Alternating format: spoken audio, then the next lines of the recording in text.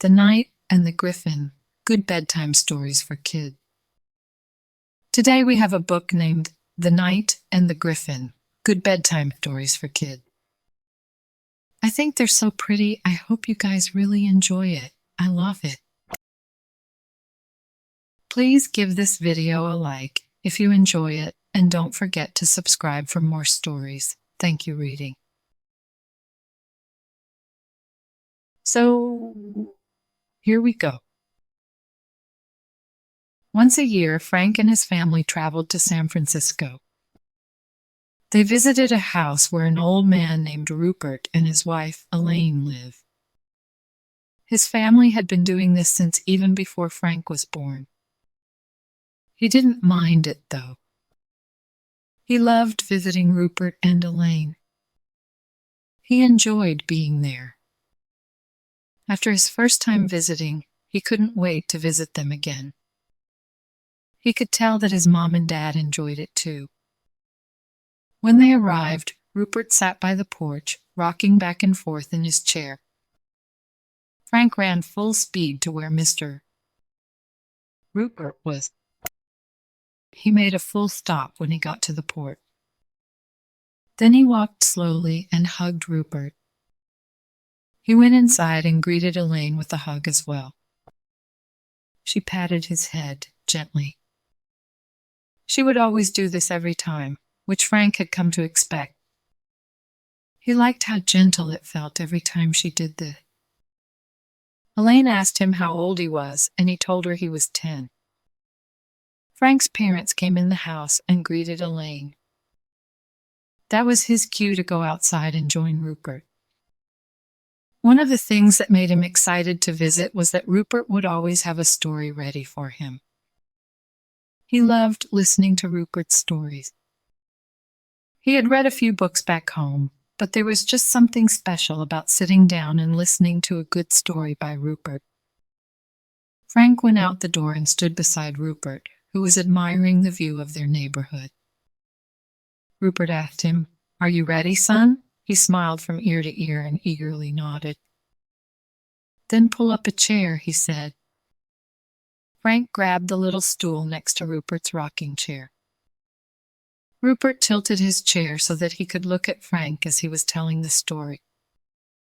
Frank sat in the stool as he eagerly waited for Rupert to start. He could feel his excitement wanting to burst out. Rupert took a deep breath, then started. Once upon a time, there lived a knight. He was one of the fiercest warriors in the kingdom of Mega. He had been part of countless battles with his fellow knights, and all of them emerged victorious. Their kingdom remained peaceful for many years. But one day, that peace was threatened. The people of the kingdom became restless once they heard that one of the villages had been attacked by a griffin. In order for his royal subjects to feel safe again, the king ordered his knights to find the griffin in every corner of the kingdom and slay it. And so, the knight did as his king ordered and traveled to find the griffin. The knight knew that slaying the griffin would bring great honor for his family. He traveled far into the mountains. He had heard from an old wise man that griffins are hidden deep within the mountains, where no living soul would dare enter. He traveled day and night. He slept on the ground. Sometimes the cold wind would make him shiver. He would hear strange noises moving through the forest. His grip on his sword would then tighten. Along the way, he stopped by a small village. The people were kind enough to offer him food and shelter for the night before he continued on his travel. He asked one of the villagers if they had been terrorized by a griffin recently. The villager told him that they hadn't, and that their village was always peaceful. But they would hear strange noises coming from the mountain. They didn't know what it was, and no one was brave enough to travel up the mountain. They believed that there were monsters lurking there. After hearing what the villager said, the knight was eager to go up the mountain. He ate to his heart's content that night and rested. The next morning, he thanked the villagers and bid them farewell. He started his journey up the mountain, hoping to find the griffin. Their storytelling was briefly interrupted by Elaine, who brought juice and cookies for Frank and a cup of coffee for Rupert. Elaine left the tray on the table and went back inside. Frank took a bite of Elaine's delicious cookies and wished that he could eat them every day for the rest of his life. Rupert took a sip of his coffee, then continued with the story. The knight made his way up the mountain. He carefully walked through the trees. He listened to every noise he heard. He kept his hand on his sword, tightly gripping its handle, ready to unsheath it should the need arise. He stopped just short of the mountaintop when he saw a cave. He approached the cave with caution. He heard noises inside. He unsheathed his sword and steadied his heart. He knew the griffin had to be inside. Bedtime Stories, The Night, and the Griffin short stories for Kids' Night illustration. And it was. The griffin saw him and charged toward him.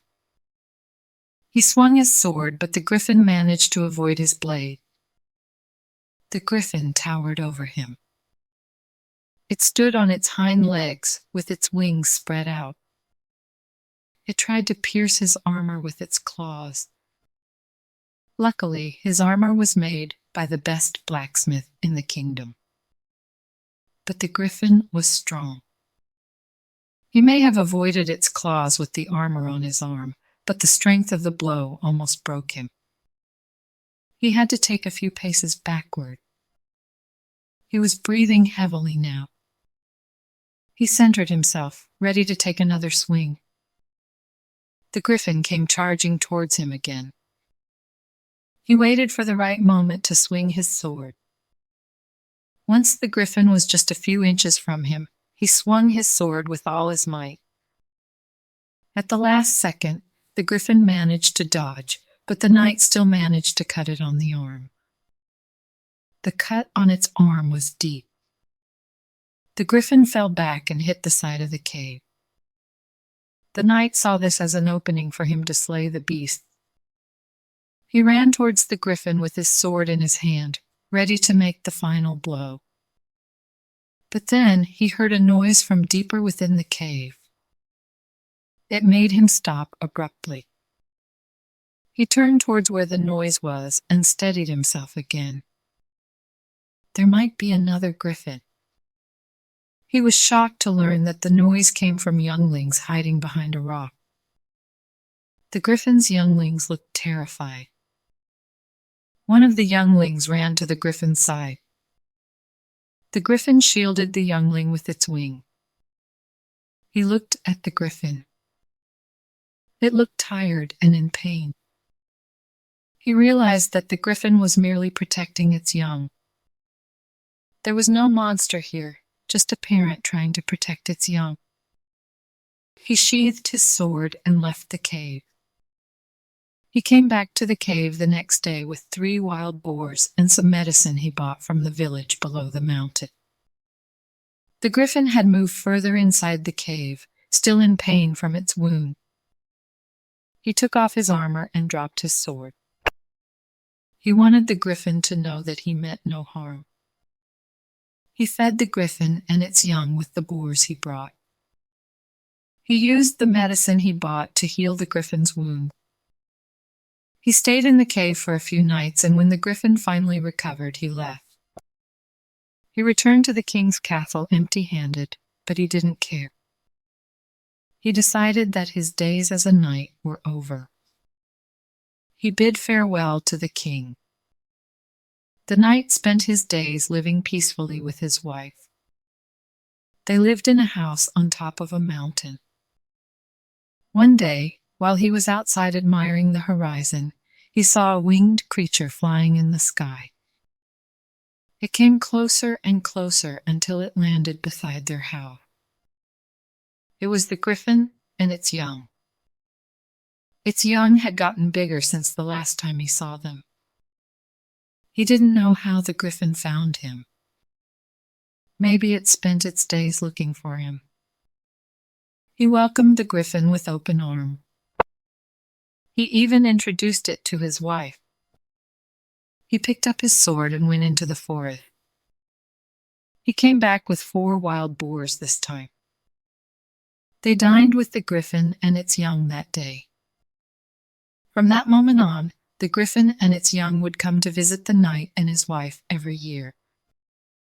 The knight would wait patiently until his friend came to visit him again. "The end," Rupert said. Frank, with a big smile on his face, clapped his hands when Rupert finished. It was one of Rupert's best stories yet. They eventually said their goodbyes and Frank and his family returned home. On their way home, Frank asked his father why his grandfather wanted them to keep visiting Rupert and Elaine once a year. He enjoyed visiting them so much that he never bothered to ask his father why. His father smiled at him and said, "Rupert was an old friend of your grandfather. Your grandfather promised him that he would always come and visit, even if it was just once a year. And I'd like to keep that promise. I'm hoping one day you'll keep that promise too." "Of course I will. I will never get tired of visiting Rupert and Elaine," Frank said. He asked his father how his grandfather became friends with Rupert, but his father said that it was a story for another time. Frank thought that he would ask Rupert the next time they came to visit. He also promised himself that when they came back to visit Rupert and Elaine, he would be their storyteller. The end. Good job, friends. Thank you so much for reading with me. Bye, I'll see you next time.